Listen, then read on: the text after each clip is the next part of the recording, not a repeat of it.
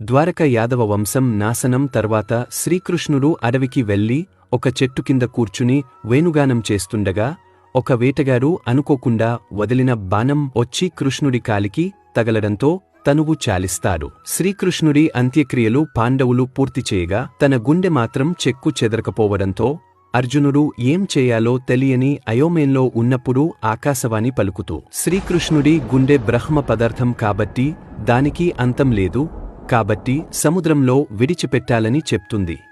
అలా సముద్రం యొక్క అలల్లో ప్రయాణించిన కృష్ణుడి గుండె ఒక వేప చెక్కకు అంటుకొని నీలరంగులో మెరుస్తూ పూరిలో జగన్నథుడిగా వెలిసింది. ప్రతి 12 సంవత్సరాలకి విగ్రహాలని మార్చినప్పుడు పూరిలో కరెంట్ తీసేసి పూజారులు తమ కళ్ళకు గంతలు కట్టుకొని కృష్ణుడి గుండెని ఒక విగ్రహం నుండి మరో విగ్రహంలోకి మారుస్తారు. ఇలా మార్చేటప్పుడు గుండె ప్రతిస్పందనలు అనుభూతి చెందినట్టు అక్కడి పూజారులు